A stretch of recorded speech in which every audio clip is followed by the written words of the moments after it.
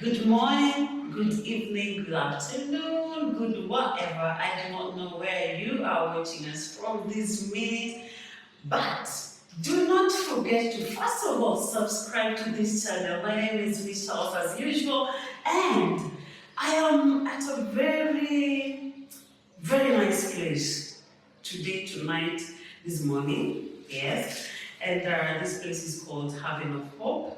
I do not know what Haven of Hope entails, so we are going to dig deep into depth and get to know what Haven of Hope Therapy Center is all about. And I'm now joined by a very good friend, old friend of mine, a snob for that matter. Jonathan, welcome to the show.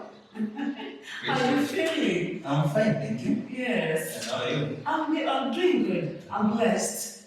Yeah.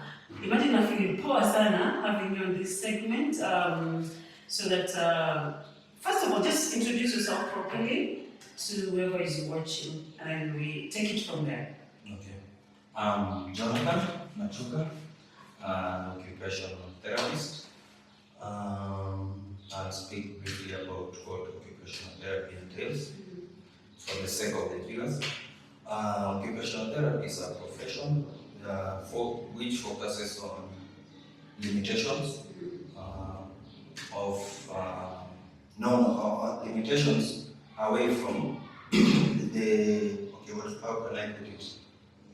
Occupational therapy entails maximizing, now that's the word, maximizing the potential of an individual who has limitations in the normal areas of living, like activities of daily living, like feeding, toileting, schooling for kids, and also dressing, you can say. So occupational therapy, what it does, it looks at the limitations and comes up with plans and objectives to maximize, to use these limitations to the maximum potential of the particular person who has the limitation. Yeah. You know, a teacher, a journalist, a doctor. No, I didn't even want to mention doctors because you're in that category. A teacher, a journalist. They one day just sat down and decided, well, this is the career I want to take up because of ABCD. So Jonathan, being an occupational therapist, you call it OT, right? So being an OT, I mean, what propelled that? First of all, in fact, it's something funny. I didn't know what occupational therapy is, but when I was making my application to go to the medical school, so I just wanted a course that is in Nairobi, and to come to Nairobi at first. Oh, so yeah, so I looked at all the courses, I saw OT, nursing, and another course I can't remember. But God being God, leads our ways. So I was successful in occupational therapy.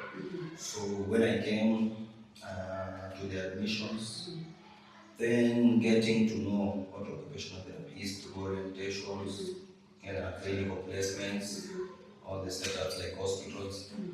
So I grew in love with OT.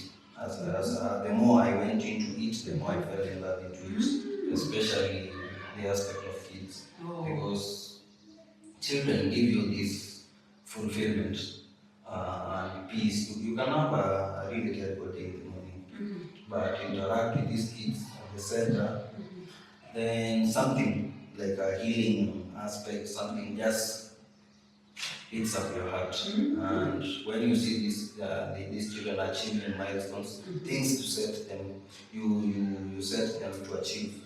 And when you see them fulfilling that and living a comfortable, satisfying life despite the challenges, that blesses me. So I started falling in love from that time until now.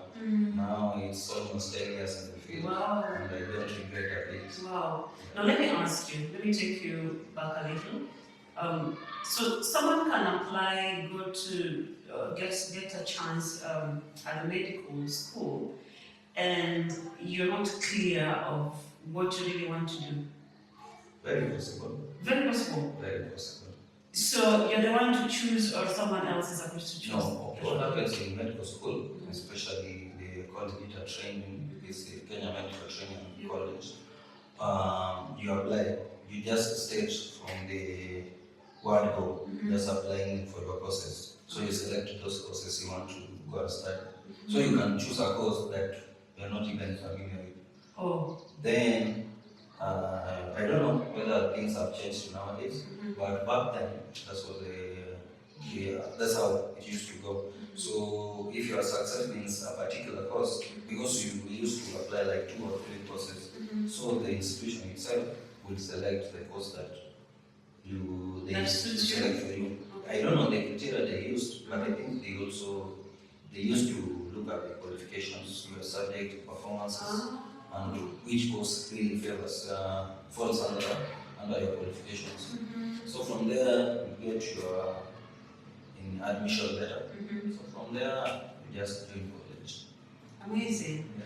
And now, for you to be in the field where you are, or basically medical field, you must be a person who is people's lover, not only kids' lover, but people's lover. How come? How come the nurses are otherwise, and especially in the government institutions? How come? Because I'm told in the medical field, you love people. How come nurses are otherwise? Not a nurse. You're But in it's true. All I can say, before we joined the medical field, we are all humans with different personalities. So there are those people. We know our community, how it operates. We engage like even your own parents will select a career for you. That's what I can say. So if you get a medical personnel who is not friendly or has different approach to patients, let me put it that way, maybe personality or the frustration that come with the profession, like you said, the nurses in the field. We all know the challenges the nurses go through. You can get one nurse supposed to cover, let's say 50, 60 patients in a shift. Under normal circumstances, this person can get tired, can be overwhelmed. So what do you expect? This Wow. something They vent that out. happens, and well, differently than expected. So maybe it can be the personality of the person which cannot change despite being there, or the working environment. Wow. So can lead to that. Okay. Umewatetea sana wenzako. Now let's get to Haven of Hope, and that's the reason we're here. Actually, we are in the building of Haven of Hope. So take us through the journey of Haven of Hope and why Haven of Hope. Wow, that's a good question. Okay, what I can say, Haven of Hope Training and Therapy Center is well thought of an idea. We've been thinking of this idea together with my colleague, who's James is not here. So, being people who reside in this vicinity, in Rongai, so it has always been back out of our minds what we can do to give back to the community, because this is like home. Apart from the home where we come from, this is where we spend most of the time, even more than in the village, because now we are here. So with my experiences I've gained, with the knowledge I've gained, so they say charity begins at home. So this is home. So we thought, because we know the struggles, these parents, especially those low income earners, you get a child needs specific management or attention, but they can't afford this program. They can't afford, because rates now are very high. Even in the government institutions nowadays, even pay. They make payments. So with this economy, like not the parents have to pay. Should I take my kids to therapy or add transport or the logistics, or should I buy diapers and food? So we thought maybe why don't we decide and come up with something that can help the community in a very simplistic way that can offer this service in the community, because this is where they are from, they are comfortable with. Because if you tell a parent to take a kid from here, maybe to Kenyatta or else, um, kuna hiyo challenge ya logistics movements. Ama mtoto, the kid is big, how do you even take a matatu with a 15, 16-year-old? Yeah, and his condition. So, but here within the community, it's easy. You can make an arrangement and come to the clinic. So, first thing was that giving back to the community and offer that service that is limited to the community, because we have been here. This is where we spend most of our time. So we wanted to give something that will be of an impact to the society. And that's why we decided we put something here for the community. So far, how is the response with the neighborhood community? Yeah, okay. The reception has been good, because we have not even started officially. Just equipping and getting to involve few partners who can come on board, because this is an expensive venture. As much as it's for helping, it requires a lot of things also, like equipment, getting everything ready. Facility like this, we have to pay, still, because we don't have a place of our own. So the response has been good. We have had some few, I cannot say hiccups, but we have moved slowly because of that. But so far, they are even eager. They are even asking, when are you opening? Because we need this service. Our kids really need this service. We are struggling. We are God sent and everything. So they are even registered. They are calling us now and then, asking when to start. So the reception have been good, because we are also involved in the administrative part, because it's an area chief. So we have gone there, we have discussed with the chief, we have had a meeting, and we have explained what our intentions are, what we want to do for this community. Also, the chief received that well. So from that, I can say that the reception has been really good, and we are looking forward to officially launching the center. Now, I've seen such centers elsewhere, a lot of them, and also talked to a couple of parents in the past, and seems like such centers are extremely expensive to a normal mwananchi to actually afford. Hence, I mean, making other parents just lock their kids inside and having a hope. Is it for mwananchi wa kawaida or? Yeah, okay. What I can say, what gave birth to Haven of Hope was that, even from the name, just giving hope to the community.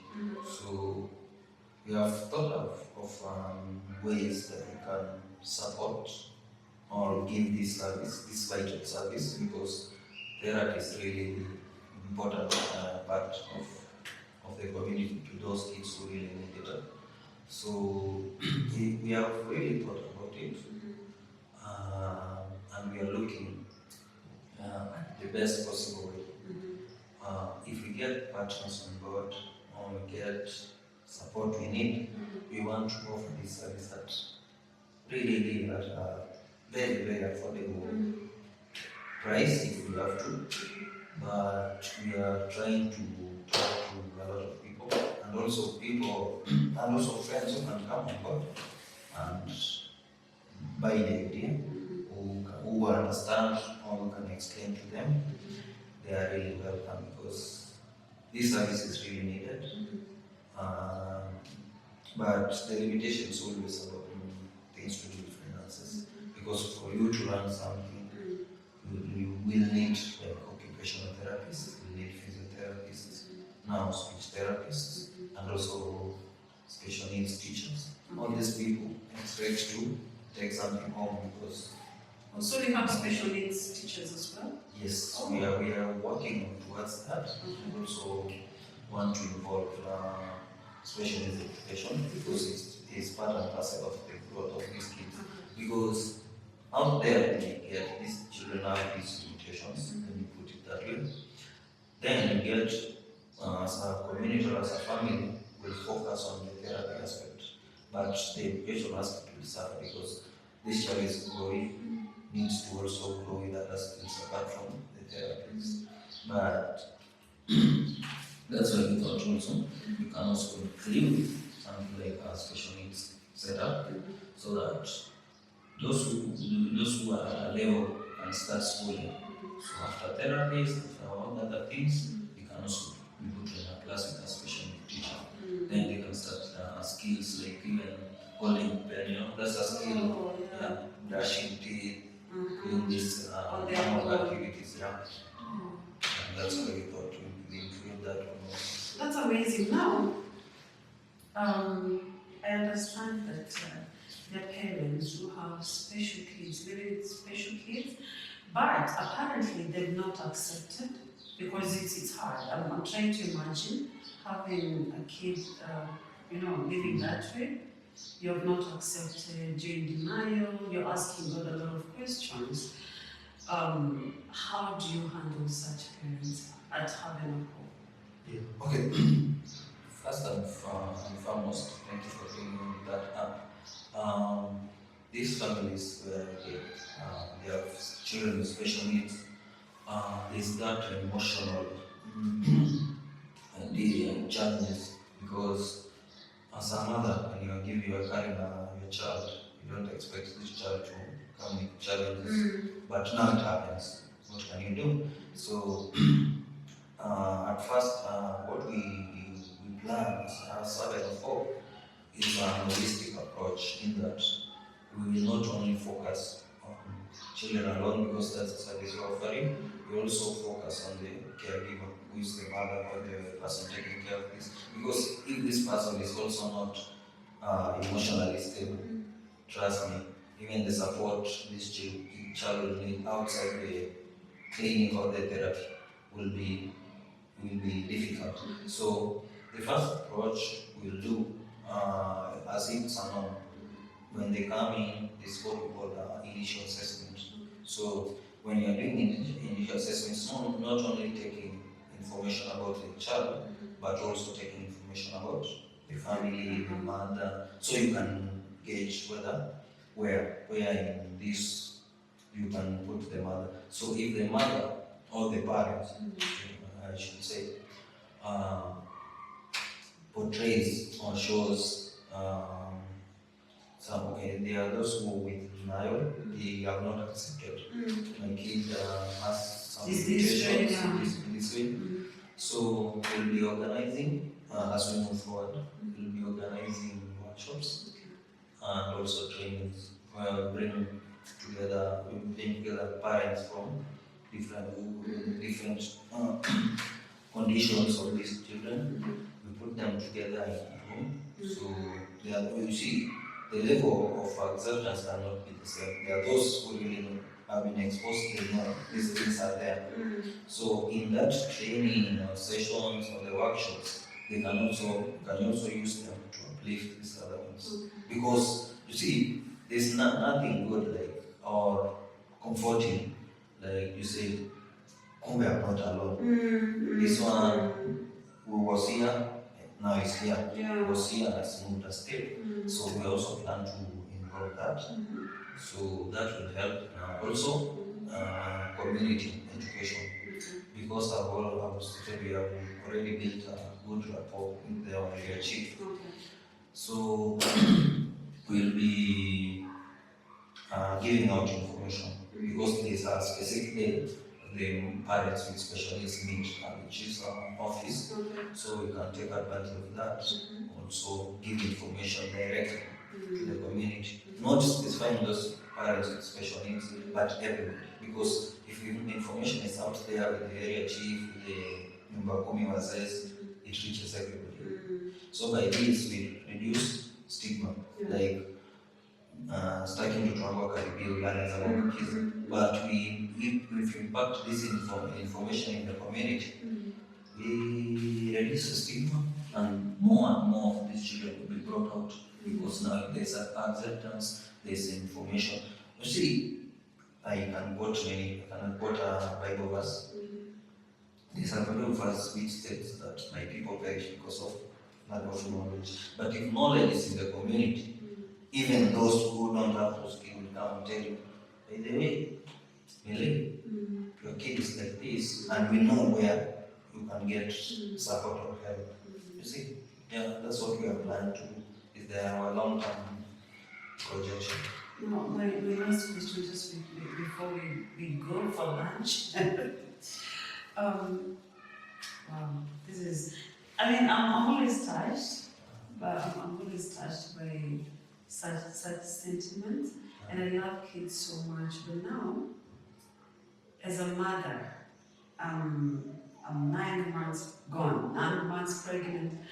I'm expecting, a bundle of joy. At what stage will I be able to tell that this baby is actually not like the other kids? Like they have some, I don't know how to put it, but I don't want to use the word abnormal. I don't know the right word to use, but at what stage will I notice that this kid is not performing normally as the other kids? You mean after giving birth? Yeah, after. Okay. The conditions are different. Let's say, like, let me pick one, like cerebral palsy. You can give birth to a normal bouncing baby, but something happens. Okay, this cerebral palsy can be triggered even during pregnancy. Let's say something happened during the pregnancy, or after giving birth, then something happens like trauma, let's say a fall and taking a blow to the head, or infections. These things can happen. Infections like meningitis. Yeah, these things can happen. So there are those milestones a child should be able to achieve immediately after giving birth. So let's say by 3 months, this child should have proper head control. Can control his leg without any problem, or even start rolling. Yeah. By 6 months, we expect a normal developing baby to be at least sitting or starting training on sitting. And also like 9-10 months, we expect child without any challenge. By 9-10 months, you'll be able to be moving things around in the house. So by using these parameters, you can see my baby is now 6 months, but the neck or the head control is not yet attained. So from there you can see there's something which needs attention. Or the child is 1 year. 1 year is not showing any signs of maybe standing or moving with things or independently. Then you can say there's something that needs to be checked. Yeah, there are those parameters. Also, I can touch on things to do with speech. The normal communication the children have, like babbling, cooing, and by the age of, let's say, approximately 2 years, a child should have at least few words which understandable, which is coherent, like calling mama, papa, the simple things, or the things this child hears most often, should be able to repeat them correctly. So if you get a child now is nearing 3 years, not even a single word, so now it needs some attention on matter speech. Yeah. Now, this is the last one. So let me ask you, if I realize this early enough, probably at 3 or 6 months, and then I start therapy like immediately, can it be corrected? Yes, that's why actually we need to get this information out to the community, because any limitation or any difficulties noted early enough, the management is usually good.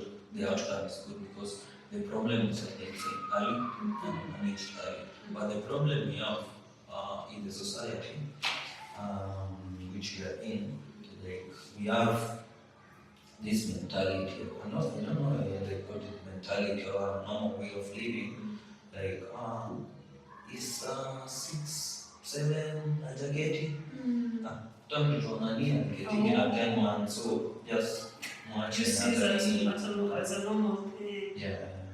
And sometimes it's not. It's not a normal thing. You get that now we are trying to manage something which we will have started much earlier. Yeah. We have, so the achievements will be there if the therapy is consistent and the holistic approach is there.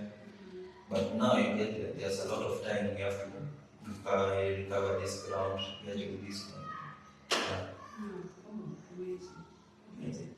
Thank you so much for that insight. Yeah. I don't know, maybe you have a number that people can contact you from, because you're saying Haven of Hope is just coming out, so you're still very new. So give out your number or whatever, where people can reach you. Okay. Yeah. For now. And also directions to this place. Yeah. Thank you. So for now, what I can give is out my personal number, because we are just trying to put everything together. So my number is 0719 299 740. I repeat, 0719 299 740. We are located in Mugatarubai, a place called Chimani Road, just off Magadi Road, around the Hill area, just after Mugata Academy. Just few meters after Mugata Academy, that's where we are situated behind Harvest Family Church. So if you're in that area, just know we are just nearby. Yeah. You're in the neighborhood. Yeah, Thank you so much, Nectar, for actually agreeing to be on this segment and also giving us insight on what you actually need to know. At least I've learned a couple of things. I don't know about my videographer, yeah, Nasimari too. Actually, when we were doing the set, when we were arranging the set, I was reminding him, like, we always need to thank God for the little that you have, because, you never know. You understand? Mungu amekupa kila kitu, all your limbs are functional, you need to thank God. And guys, I don't know what to say, but if you need a home for your kid, this is Haven of Hope. And I can tell you this place is so warm. You are welcomed here so warmly, and we love it. They have all the facilities that your kid might need, and they're saying they're pocket friendly. I don't know about that, but we have to find out. So until next time, please subscribe to this channel. I love you with the love of Jesus, and God bless you.